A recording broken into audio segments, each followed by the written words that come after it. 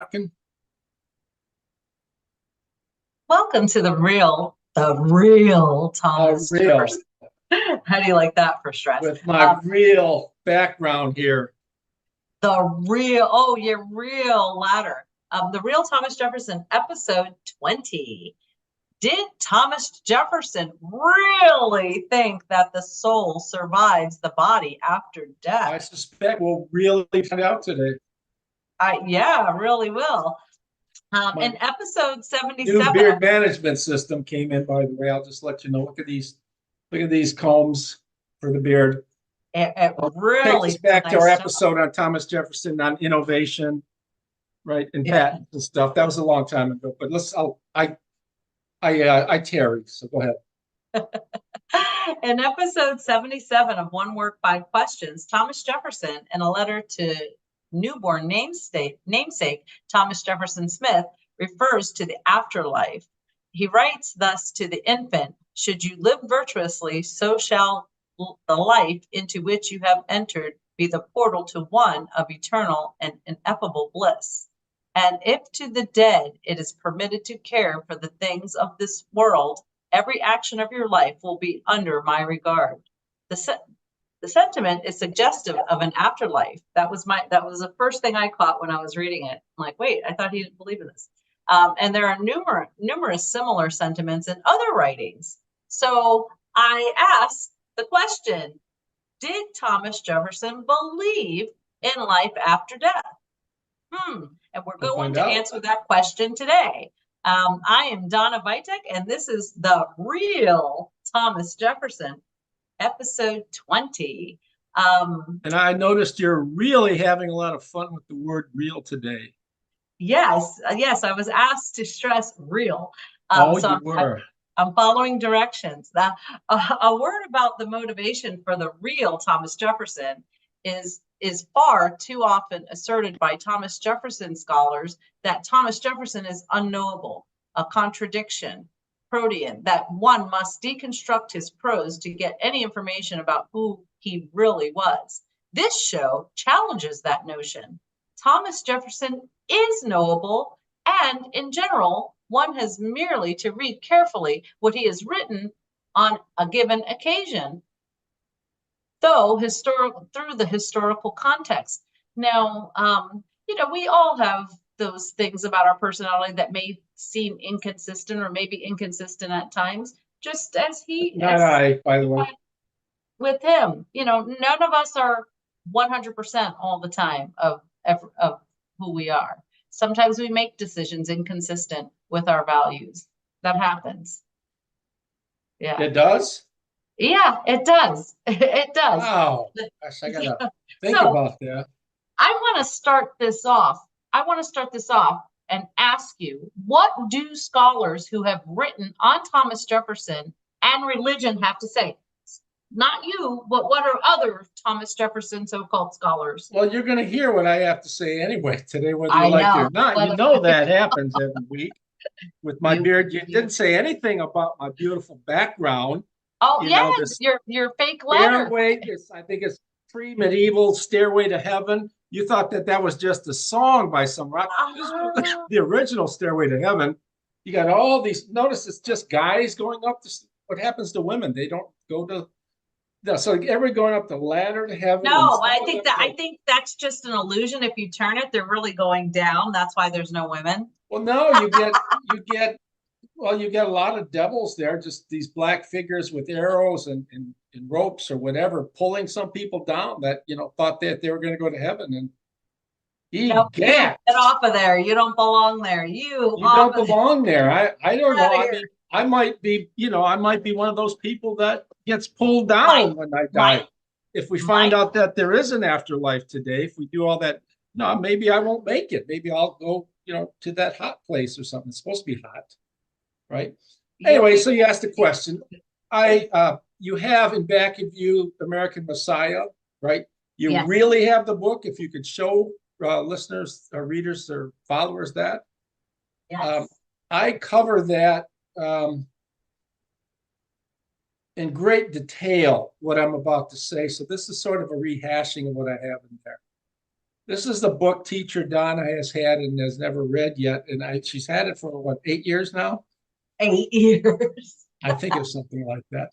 Anyways, Charles Sanford, who wrote The Religious Life of Thomas Jefferson, I note that that's a very popular book, but I think, in my estimation, a really bad book because he says so many things that are very dubious. And plus, when he's actually quoting Jefferson and other people, he gets the quotes wrong. How do you not type the quotes the right way?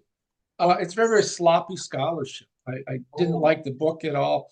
Luckily, it was placed in a lower level of my library where it got moldy from some water, so I had to throw the book away.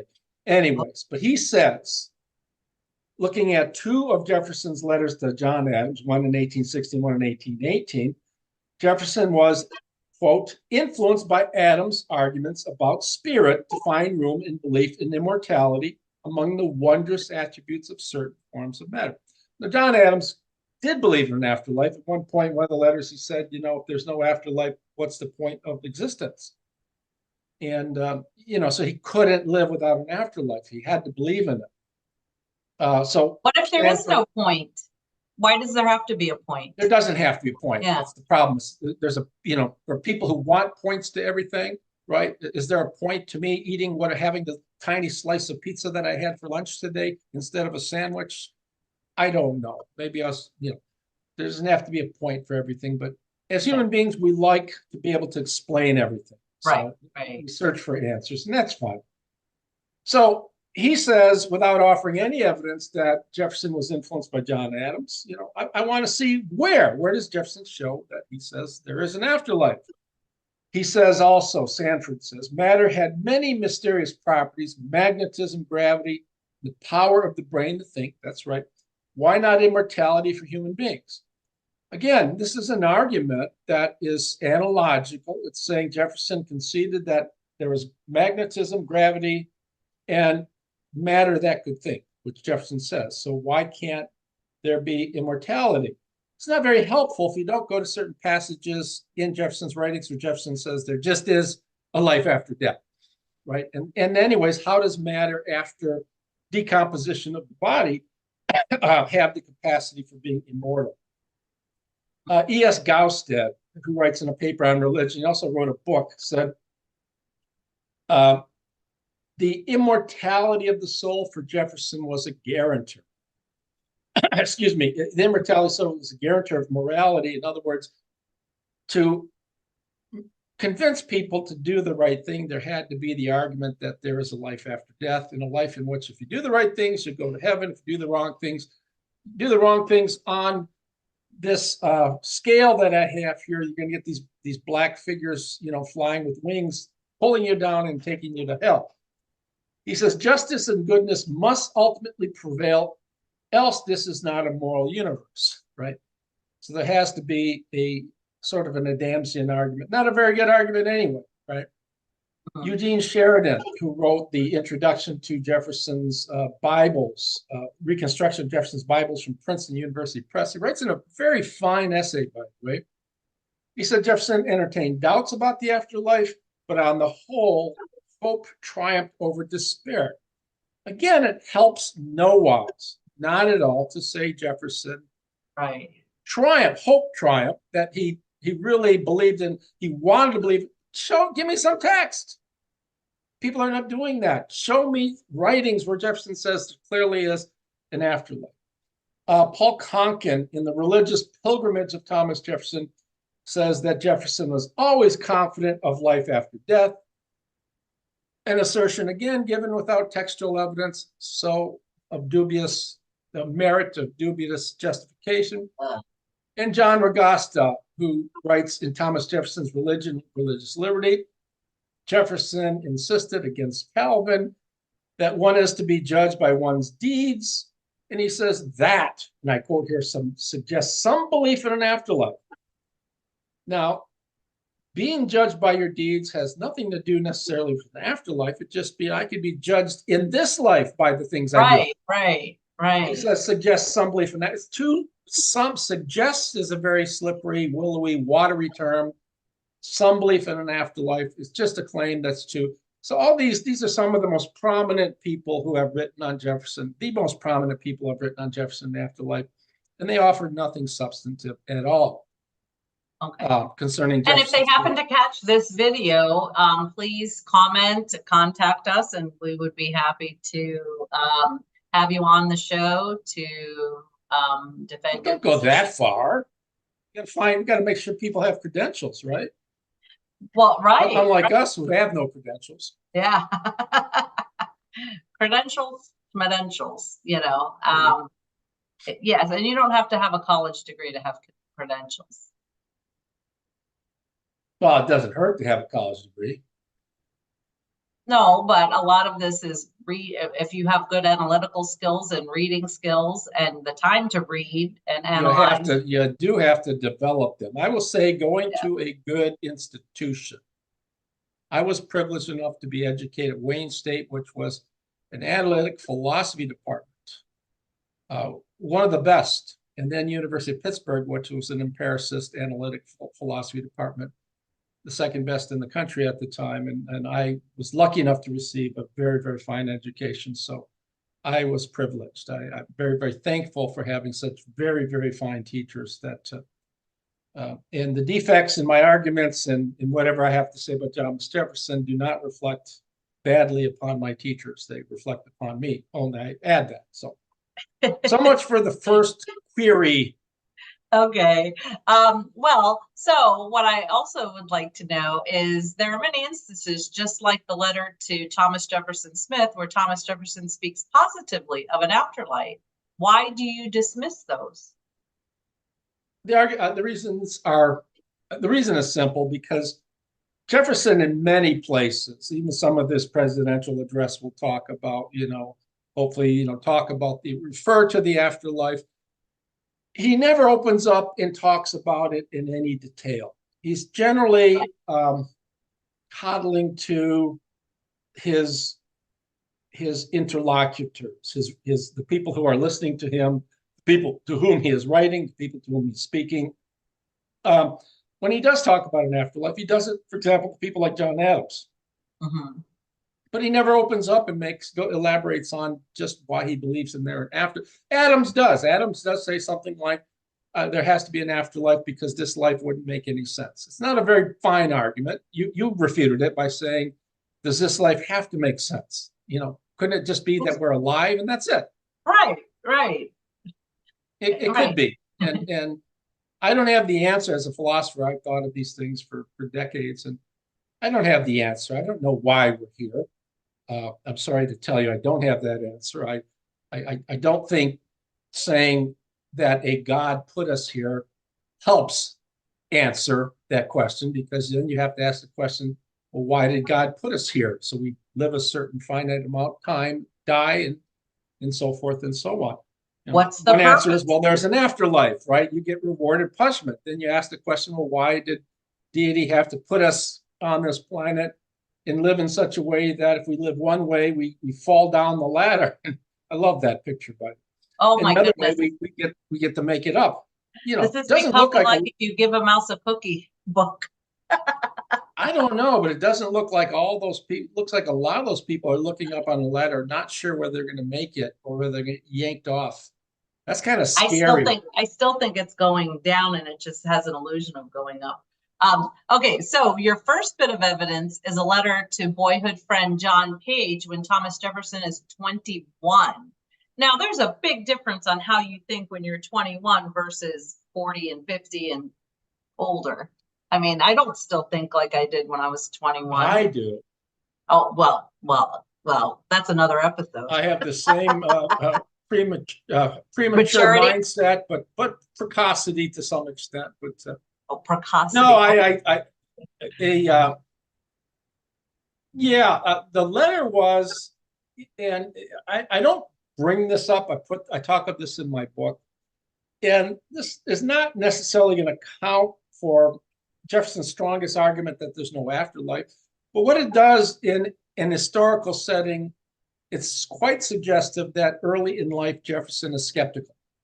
Mhm. Right? He's skeptical because of his personal experience. One such experience he reads about a man who had been drowned and submerged in water for 24 hours. And after this 24-hour period, he was brought back to life. He said there was a method such as to give the vital warmth to the whole body by gentle degrees and to put the blood in motion by inflating the lungs. Now, in Jefferson's age, this was the age of mechanism. Mechanism meaning all things move by touching one another, gears, right? Things being, you push something, it moves. And, you know, even the universe was in some regards supposed to be a mechanistic universe. So all things move by being pushed and pulled and tugged and things like that. So Jefferson gives this sort of, you know, mechanistic explanation. You warm the cold body, rub it, whatever, inflate the lungs, and the thing gets back working together. It's very much like a machine, rusty machine. In this case, it just happens in some cases if the person's been not been dead too long, it can come back to life. And Jefferson said, well, we're always taught that the soul leaves the body at death, but in this case, it seems like the soul must have stayed with the body for 24 hours and it was hanging around. The body was revivified. Jefferson says, does not this story contradict this opinion that the soul? I thought about that too. I was older when I was living on a Ukrainian campsite. In winter, he was doing some work outdoors, and there was something like 20-something acres there. And his friend with him came rushing up to the house in which I was residing and said, Mark, Nick, he's dead. So I called the EMS, and it was snowy and frigid outside back in Waterford, Michigan. And the EMS people came and tried to give him, you know, shocks to bring him back to life. And I said, well, how does that work? They said, well, sometimes if the body is cold, right, you can revivify the person, right, if he hasn't been dead for so long. And I had the same thought. I thought, well, you know, if the soul is somehow separable from the body and what makes the body alive, like a sort of Cartesian might think, or Catholic or Christian might think, then what happens? Does the soul leave the body and decide at some point to come back in? Is it hovering above the body? Is that how it comes? Who knows? Well, my thought was at the time, it's sort of like, you know, and I still think this is true. It's, you know, your body is sort of like a vacuum cleaner. When you turn the machine off, and it just some point stops. Right. And that's what I think happens when you die. It's sort of like those times when you fall asleep, you find yourself being aware you're falling asleep and you don't want to fall asleep, but you still fall into a sleep. Right. And Sinatra supposedly said something like that. So maybe that's what happens. You don't You want know, to hear the more we're talking and I'm looking at your ladder, I think the ladder is going down and those people are sliding down the ladder. They're not going up the ladder, they're sliding down the ladder, and some of them are falling off.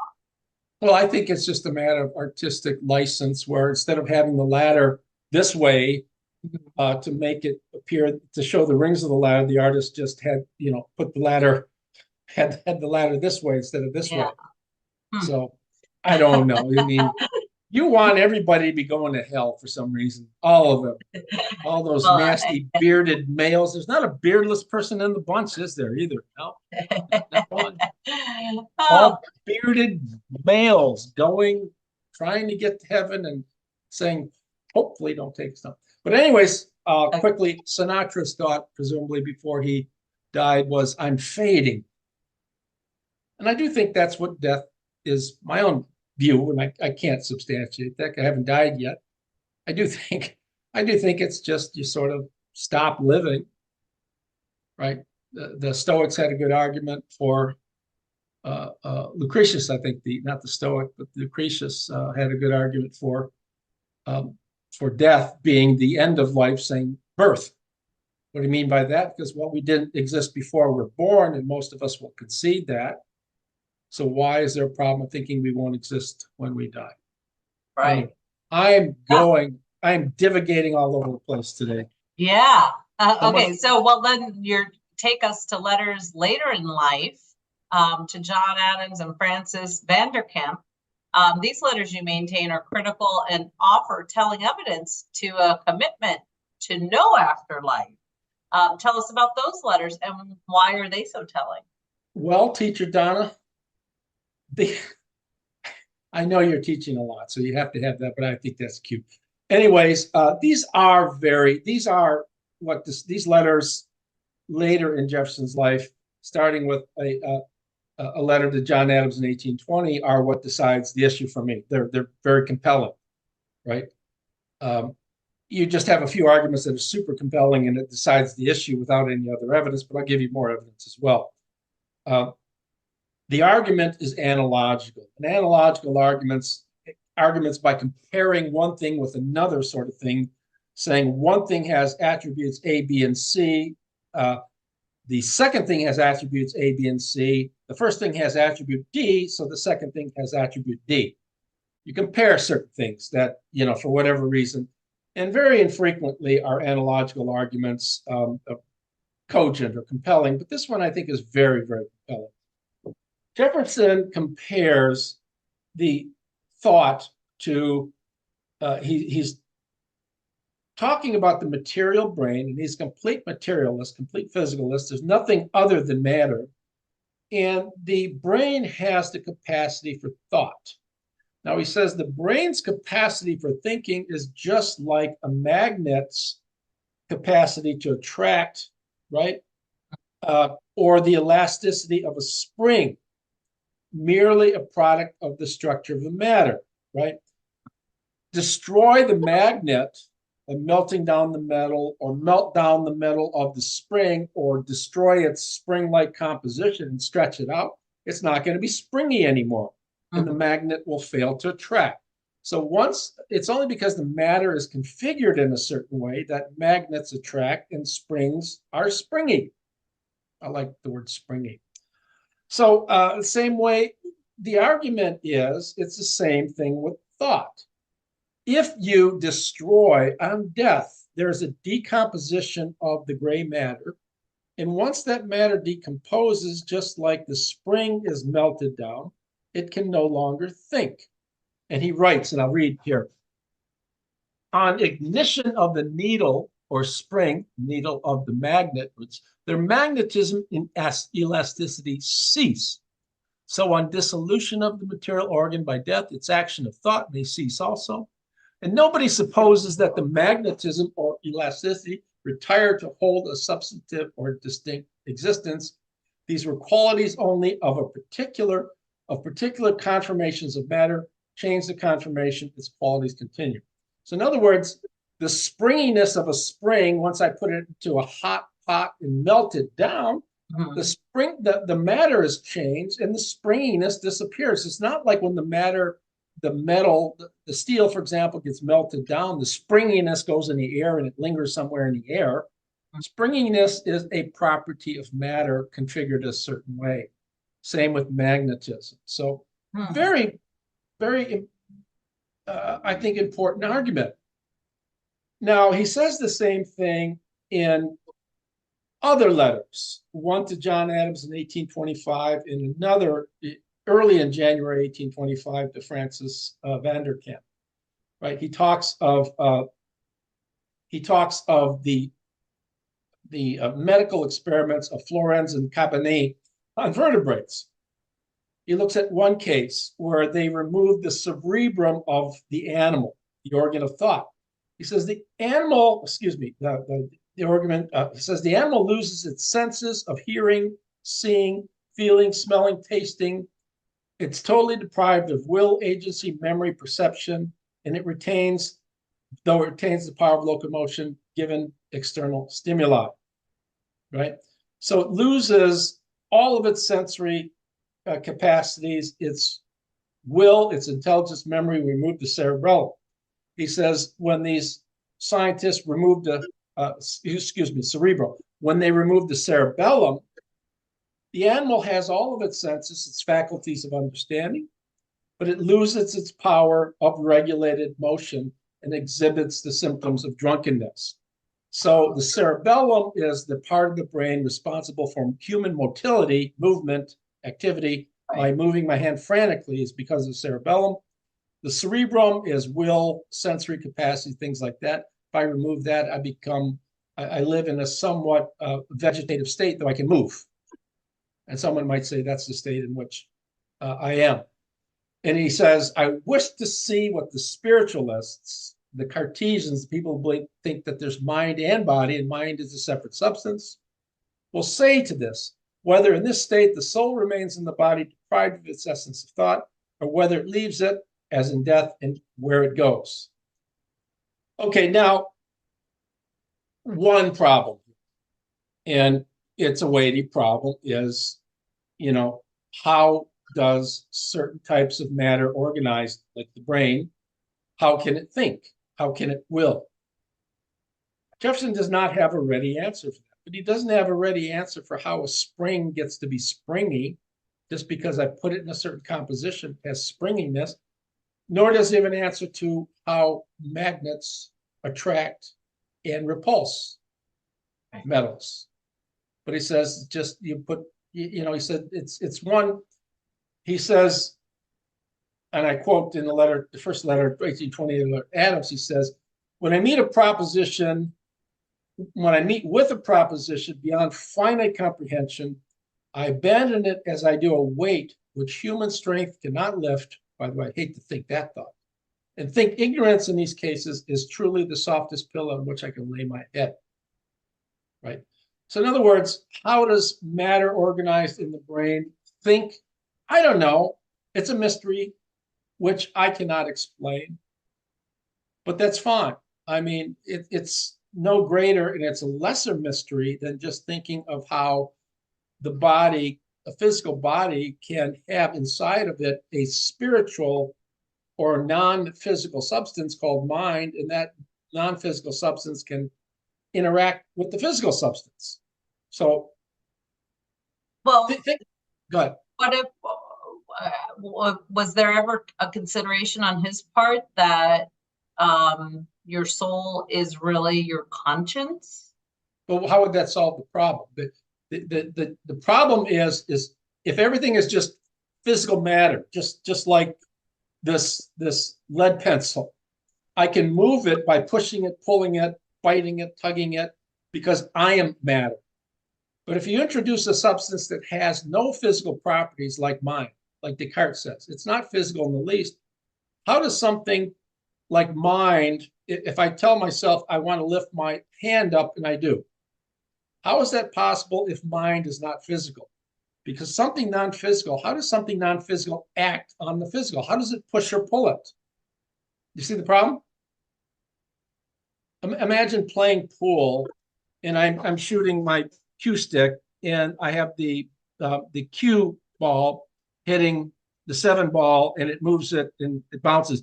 Now everything is dependent upon my cue stick hitting the ball, and then the ball moves a certain distance, it rolls, it continues to move because it's rolling on a space, and then it hits the 7 ball in a certain way and both move. Everything is collision. Mm-hmm. It's completely mechanistic. Now imagine someone saying, there's a certain property like mind, which itself is nothing physical. It can't push or pull or tug or hit because it's not physical. Yet when mind, comes in contact with the cue ball is going to move. And someone says, how is that possible? Because it's not physical. Only physical things can act on physical things. That is a proposition I think is eminently sensible. I'm not a Cartesian. I'm a complete, like Jefferson and Newton and others, a complete physicalist. I tend to think that the brain and the mind is just matter worked up in a certain way. I think it's a very sensible argument. So Jefferson is acknowledging that there's a problem of trying to understand how matter can get worked up so that, it can think. But, the argument for how immaterial substance can act on material substance is even greater. So that's a bigger problem. He wants the simplest, he wants the explanation which involves the simplest, the smallest problem. There may be a part of science we haven't discovered yet, and which ties all of this together. Well, I think if you follow what's been going on in the physical sciences on philosophy of mind and stuff like that. Scientists are discovering a lot of things about mind, and I think all of these discoveries are pointing in the direction of mind just being the brain. Science is moving in that direction, it seems to me. And I've talked to a lot of people in the past who are philosophers of mind, and that just seems to be the direction in which we're going. We're making a lot of discoveries about the brain, and that might be the most fascinating area of science and philosophy of mind within the next 25 years or so. Interesting. It sure is. Yeah. Okay. So we're getting near the tail end. I see we only have 9 minutes left. I'll sum anyways, but I say, look, if these experiments by Cabinet and Florence are showing one thing, right? I don't know how the mind can make the body move, the brain can make the body move, but I know if I remove one part of it, the body can't move anymore. I don't know how the brain can make the body think and sense, but I notice that if I remove the cerebrum, it no longer can think and sense. So that's a fairly strong argument that the matter of that part of the brain is critically involved with those capacities for human functioning. Does that make sense? Yeah, it does. Okay, so Thomas Jefferson's own version of the Bible, and fascination piece of paper found after Thomas Jefferson's death with some scribble on it. Can you tell us about them? Yeah, I had my friend Brian from Abbeville had to use the word scribble just for him today. He's fond of using. He always asks me when I submit an article for publication, can I scribble something on a sheet of paper? So I had to throw in the word scribble here. Now, Jefferson writes his Bible. You don't have that. I have that somewhere here. I don't know if I have the book. It's up there, but I do have. I have a critical commentary on Jefferson's Bible. Okay. And I talk about how he came to construct his New Testament, by reworking the four Gospels and denuding it of all sorts of mirabilia, all sorts of miracles, the Christ, being born of the Holy Spirit. The miracles of Christ are extracted and cast out from Jefferson's version, and Jefferson does not include Christ's resurrection. It stops when Christ dies after the cross. If someone really believed in a life after death, right, you can take away all the miracles. You can take away Jesus being born from, say, the Holy Spirit, whatever.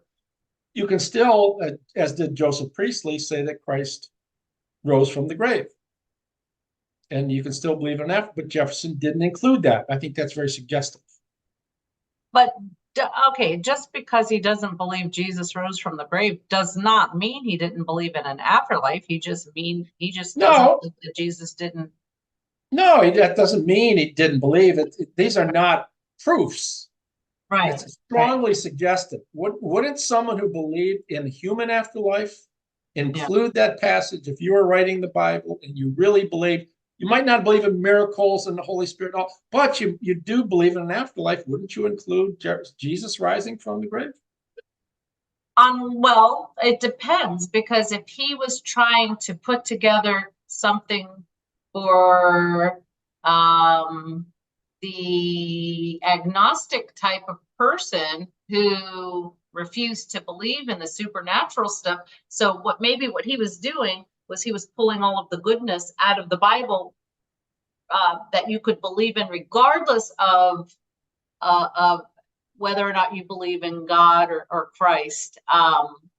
Maybe that's, who knows? Maybe he did it for that reason. So then, I don't think that's true. I think he seems very clear that his motivation for crafting his Bible is just to give us an account of the life and the moral thinking of Jesus. Mm-hmm. That's the title. Without the supernatural stuff, right? So that's something that someone that is an agnostic or atheist could even read and enjoy. So because we know how he felt about religious freedom, he wanted everyone to have that freedom to practice whatever He did. or none. And so maybe that could be why he put that together. But I think his program was just simpler. I think he's just trying to get at. It's one thing to have a political agenda saying, okay, I want something that anybody can read. Right. I think Jefferson was really putting this together because he, playing with my candle here, he wanted to get at who really was Jesus and what did he think. I think that was solely his motivation, right? Okay. So I don't think he was motivated politically, or had. When I say politically, I mean mildly politically. Like he wants to give the atheist something. He just wants to get at it, and wants. I think what he thinks is so important about Jesus's teachings, once they're purified, decontaminated from the pollutions of Platonizers, is that we have a simple system of morality that applies to all people, Right. Even the atheist. Right, exactly. And that's exactly, that's what I was trying to convey. Yeah, and that's what he was getting at. You can agree with those. And the last thing is when his wife dies, and I think this is fairly telling too. Again, a strong inductive argument. Where did you go? Oh, the book. I was putting the book up. I know that. He breaks up this passage from one of his favorite, perhaps his favorite novel of all time, Lawrence Stern's Tristram Shandy. And they scribble on the sheet of paper. His wife writes the first part out in her handwriting. Jefferson finishes the quote. It's a shared, very intimate experience, very, very intimate experience that a man shares with his dying wife, with his moribund wife. And she writes, and every time I kiss the hand to bid adieu, right, every absence which follows it are preludes to that eternal separation which we are shortly to make. If any person who is intimately involved with another person, each loving the other completely, want to share a final thought, right? That on a sheet of paper, which they do, they share the thought of eternal separation. There's no talk about, this is an experience shared between a man who dearly loved his wife and presumably a wife who dearly loved her husband, sharing a thought about an eternal separation. And the extent to which Jefferson grieves when his wife dies, to me, even his daughter says he's grieving excessively. His daughter. And it's a signal, another small bit of evidence that Jefferson thought he's never going to see his wife again. Why would you pick that out instead of picking out something where we're going to see each other? Because I think it's normal. I'm a Christian, but I can't. I won't lie and say I don't. I question everything. I question everything. Well, what if this? What if that? And maybe he did believe in an afterlife, but then thought, my gosh, what if there isn't? Then what? We all have those. You're missing my point, I think. This is, before his wife's passing, the most intimate moment they're going to share. Why do they pick that? Presumably they pick it together. Why did they pick that? Not something else about meeting together. I mean, he could give her a happy thought about we're going to meet again in the afterlife. Right. And she dies smiling, but they share something about eternal separation. Anyway, that's all I have to say on that. Do you have any parting thoughts before we go to next week? No, we only have less than a minute, so I want to know, what do we have for next week? What we have is we talked about Jefferson's thoughts on treaties with foreign nations. The one he talks about his opinions on the French treaties. We talked, we're going to do that. That's going to be a very technical and specific one for people who are really interested in learning intimately about Jefferson's political thinking as well as his moral thinking, right? My favorite topic. All right. So we really did this, huh? So thank you, Dr. Holochuk. Thank you. And thank you for flashing my book around. And I say yes. TTFN or Tata for now. We'll do this again. Okay.